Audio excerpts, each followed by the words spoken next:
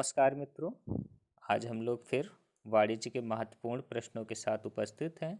आगामी TGT, PGT तथा ASO के लिए महत्वपूर्ण वाणिज्य के प्रश्न आज हम लोग हल करेंगे। तो मित्रों, पहला प्रश्न तलपट है। मित्रों, तलपट क्या है? दोहरी प्रविष्टि का एक भाग, अंतिम लेखों का एक भाग, एक स्मरण खाता या उक्त में से कोई नहीं। तो मित्रों, इस प्रश्न का जो उत्तर होगा, डेबिट तथा क्रेडिट शेष धनों की समानता का प्रमाण ही तलपट कहलाता है।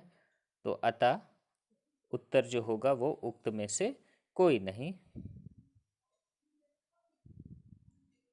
क्योंकि दोहरी प्रविष्टि का एक भाग होगा नहीं, अंतिम लेखों का ये भाग है नहीं, और मेमोरेंडम या स्मरण खाता ये है नहीं।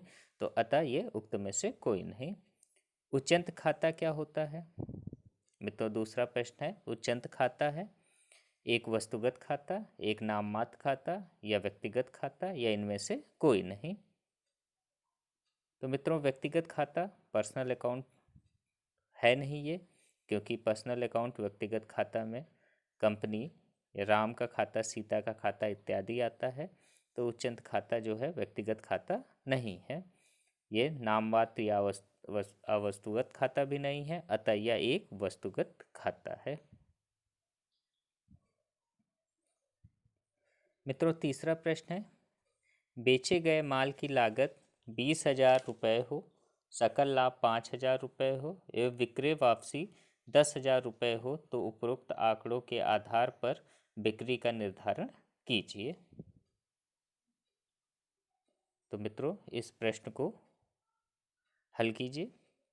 बेचे गए माल की लागत जो है 20,000 है और सकल लाभ 5,000 है, तो विक्रय वापसी 10,000 है। तो आंकड़ों के आधार पर बिक्री का निर्धारण, हमें सेल निकालना है। तो मित्रों, हमें मालूम है कि जो सेल होती है, ठीक है, वो क्रेडिट पक्ष में होती है। तो हम डेबिट पक्ष की चीज़ें इसमें से घटा दें तो हमें सेल पता चल जाएगी। तो हम सबसे पहले क्या करेंगे कि हम सकल लाभ लेंगे। तो सकल लाभ जो है वो कितना दे रखा है? 5,000। ग्रॉस प्रॉफिट जो है वो 5,000 है, प्लस इसमें हम जोड़ेंगे विक्रय किए गए माल की लागत। तो विक्रय की गई माल की लागत जो है वो कितना है? 20,000 है। तो टोटल जो हो गया वो टोटल कितना हो गया? 25,000। तो सेल जो होगी वो कितनी होगी? 25,000। इसके बाद चौथा प्रश्न है निम्नलिखित में कौन सी प्राथमिक रिकॉर्ड की पुस्तक नहीं है? मित्रों, इसका उत्तर बताइए। निम्नलिखित में कौन सी प्राथमिक रिकॉर्ड की पुस्तक नहीं है?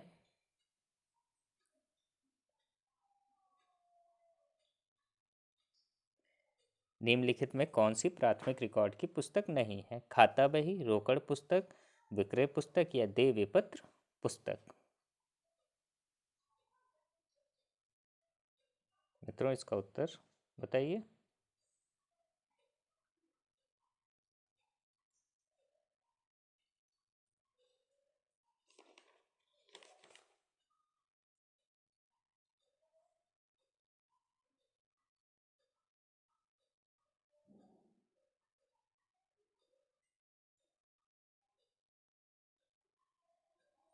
तो मित्रों, प्राथमिक रिकॉर्ड की पुस्तकें कौन कौन सी होती हैं? जैसे रोकड़ पुस्तक, विक्रय पुस्तक, क्रय पुस्तक, विक्रय वापसी पुस्तक, क्रय वापसी पुस्तक, विक्रय वापसी पुस्तक, क्रय वापसी पुस्तक, देय विपत्र पुस्तक या प्राप्त विपत्र पुस्तक। तो अतः इसमें जो प्राथमिक रिकॉर्ड की जो पुस्तक होगी वो होगी हमारी जो है वो कौन सी होगी?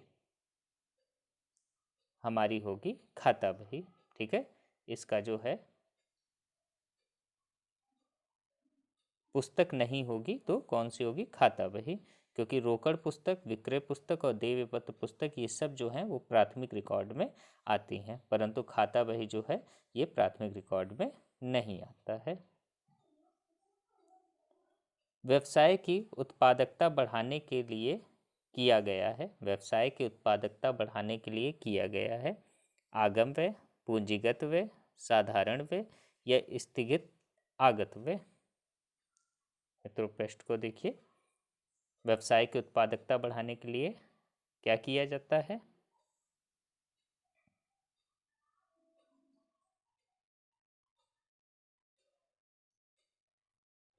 तो मित्रों, स्थायी संपत्ति या व्यवसाय की उत्पादकता बढ़ाने के लिए किया गया व्यय पूंजीगत व्यय कहलाता है।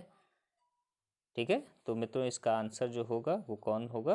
पूंजीगत व्यय।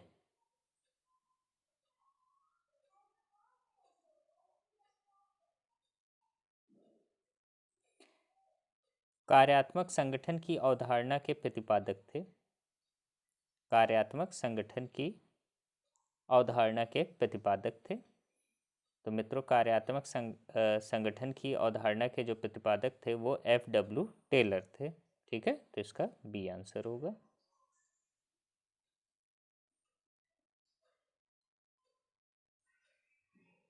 राम और श्याम लाभ को 3:2 अनुपात में बांट रहे हैं। वो मोहन को साझेदार के रूप में भर्ती करते हैं और नया लाभ विभाजन अनुपात 2:2:1 है। यदि मोहन 1,000 रुपये की ख्याति देता है तो श्याम पाएगा।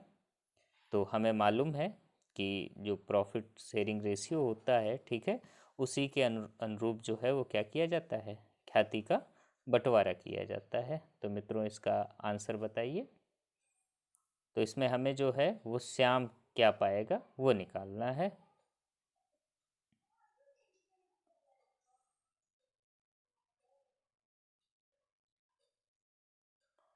तो मित्रों, जो श्याम का नया लाभ अनुपात है वो क्या है? 2/2, 4, 1, 5। जो नया लाभ अनुपात है श्याम का वो 2/5 है, क्योंकि 2:2:1 है। तो 2 जो है राम का है, फिर 2 श्याम का है, और एक जो नया पार्टनर आया है, साझेदार आया है, मोहन, उसका है। तो हमें निकालना श्याम का है, तो उसका 2/5 है, और टोटल जो है वो ख्याति कितना देता है? 1,000। तो हम क्या करेंगे कि 5 × 5, 5×2 = 10, 2 400। तो अतः श्याम को जो मिलेगा वो कितना मिलेगा? 400। ठीक है मित्रों, इसका उत्तर क्या होगा? 400। अगला, निम्नलिखित में से लेखा समीकरण कौन सी है? ये बहुत इंपॉर्टेंट क्वेश्चन है। हमेशा जो है लेखा समीकरण पूछा जाता है। तो मित्रों बताइए कि लेखा समीकरण कौन सा है?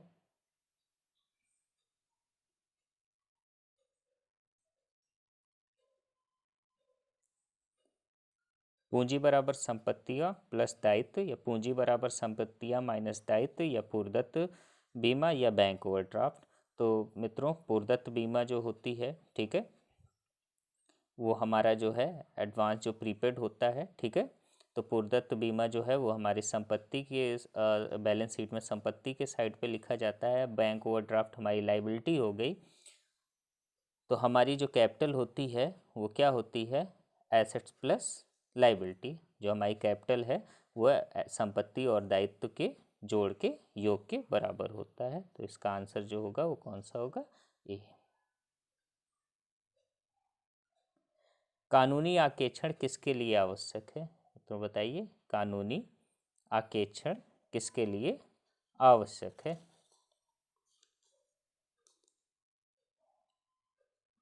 तो मित्रों, कानूनी आकेक्षण जो होता है वो लोक समिति कंपनी के लिए आवश्यक होता है। ठीक है, तो इसका आंसर जो होगा सी, लोक समिति कंपनी। भारतीय रिजर्व बैंक की स्थापना कब हुई थी? बहुत इंपॉर्टेंट क्वेश्चन है, मनी बैंकिंग से पूछा जाता है। भारतीय रिजर्व बैंक की स्थापना कब हुई थी? तो 1955 में एसबीआई की स्थापना हुई थी। तो भारतीय रिजर्व बैंक की जो स्थापना हुई थी वो 1935 में हुई थी। भारतीय औद्योगिक वित्त निगम का प्रधान कार्यालय स्थित है? तो बताइए, भारतीय औद्योगिक वित्त निगम का प्रधान कार्यालय स्थित है?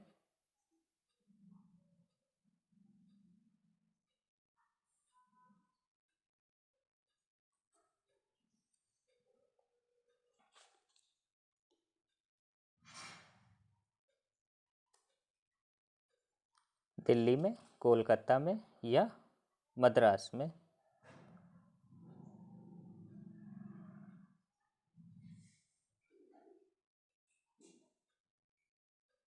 तो मित्रों, भारतीय औद्योगिक वित्त निगम का जो प्रधान कार्यालय है वो हमारा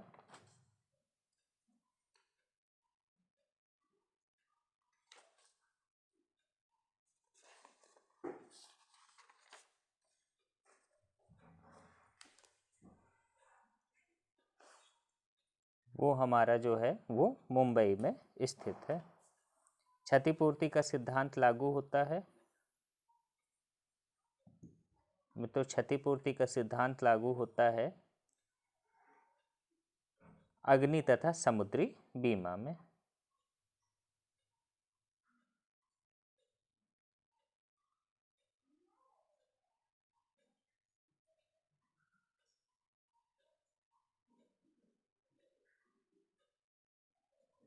क्षतिपूर्ति का सिद्धांत लागू होता है अग्नि तथा समुद्री बीमा में।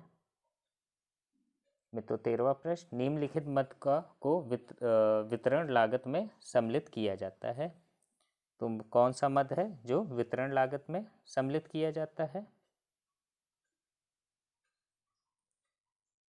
विज्ञापन, प्रेषण या लिपिक का वेतन, निविदा तैयार करने की लागत या विक्रय प्रबंधक का वेतन। तो इसका उत्तर होगा निविदा तैयार करने की लागत।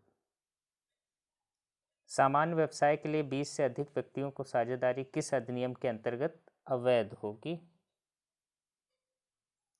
तो मित्रों जो साझेदारी एक्ट जो है वो 1956 के अनुसार जो होती है वो सामान्य व्यवसाय के लिए 20 से अधिक व्यक्तियों की साझेदारी अवैध होगी। ये भारतीय कंपनी अधिनियम 1956 के अंतर्गत। तो इसका जो उत्तर होगा वो एक होगा, भारतीय कंपनी अधिनियम के अंतर्गत। यदि रिजर्व बैंक व्यापारिक बैंक के पास तरल मुद्रा बढ़ाना चाहता है तो इसे अपने कोष से स्वर्ण का निर्मोचित रिलीज करना चाहिए, खुले बाजार में शासकीय बॉन्ड को खरीदना चाहिए, विनिमय पत्रों से संबंधित लेन देन को रोक देना चाहिए या नकदी रिजर्व अनुपात बढ़ाना चाहिए। मित्रों इसका उत्तर बताइए।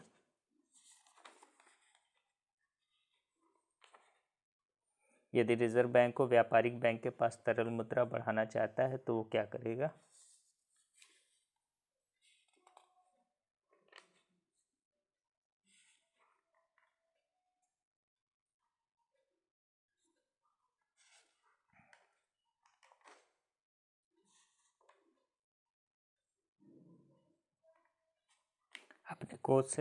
अपने कोष से स्वर्ण को रिलीज करना चाहिए,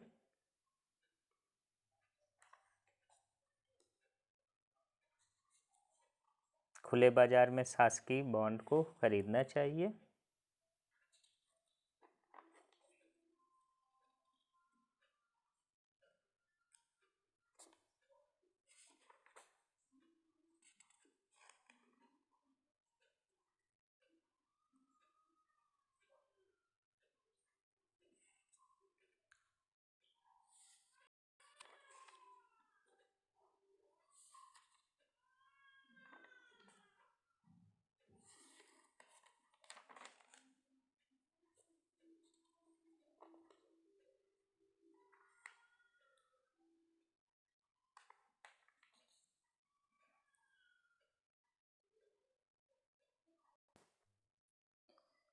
तो मित्रों यदि रिजर्व बैंक व्यापारिक बैंक के पास तरल मुद्रा बढ़ाना चाहता है तो इसे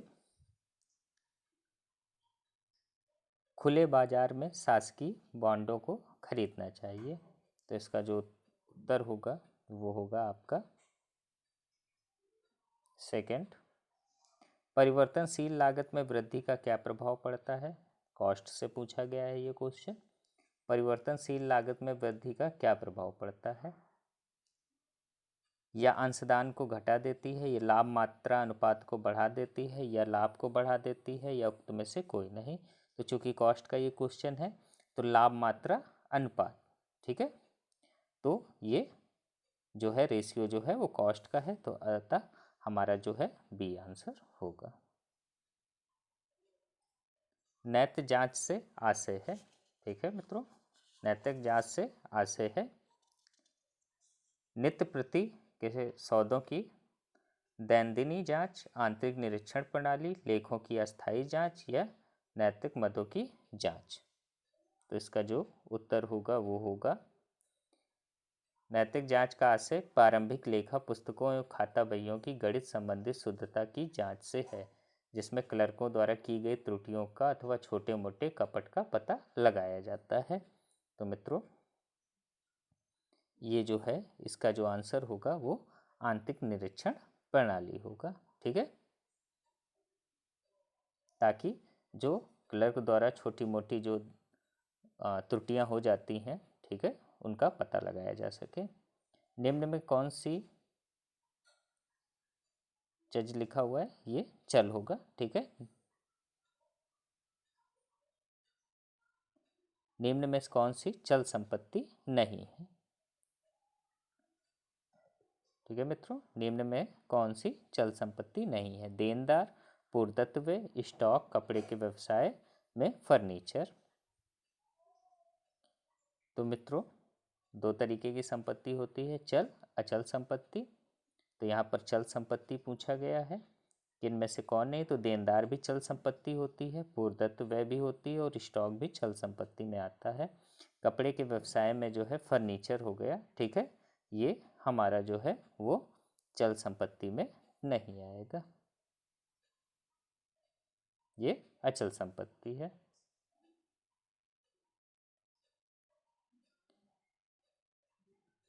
भारी विज्ञापन पर खर्च किया गया है वह धन।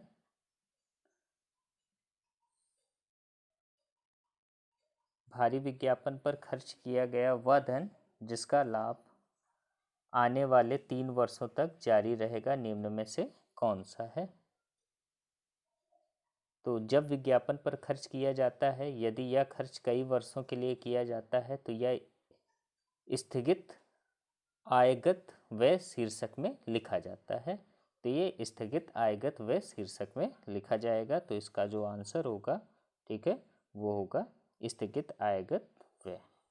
लेखांकन का प्रमुख कार्य क्या है। ठीक है मित्रों, लेखांकन का प्रमुख कार्य क्या है। लेखांकन का प्रमुख कार्य व्यावसायिक लेन देनों का वर्गीकरण व अभिलेख रखना है। लेखांकन के बहुत सारे कार्य होते हैं, पर प्रमुख कार्य जो होता है वो व्यावसायिक लेन देन का जो है वर्गीकरण या अभिलेख रखना होता है। तो इसका उत्तर जो हो जाएगा वो तीसरा हो जाएगा, सी, व्यावसायिक लेन देनों का वर्गीकरण में अभिलेख। तो मित्रों, ये 20 महत्वपूर्ण प्रश्न जो आज हम लोगों ने हल किए, ठीक है, ये प्रश्न विगत वर्षों में पूछे गए प्रश्न हैं, जो टीजीटी, पीजीटी या और भी जो वाणिज्य के प्रतियोगी परीक्षाएं होती हैं, उनमें से ये प्रश्न लिए गए हैं।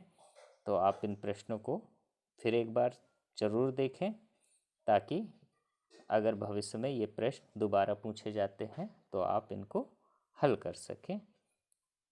मित्रों, आशा करता हूँ कि आपको प्रश्न अच्छे लगे होंगे और आपने उत्तर भी इनके देखे होंगे। धन्यवाद।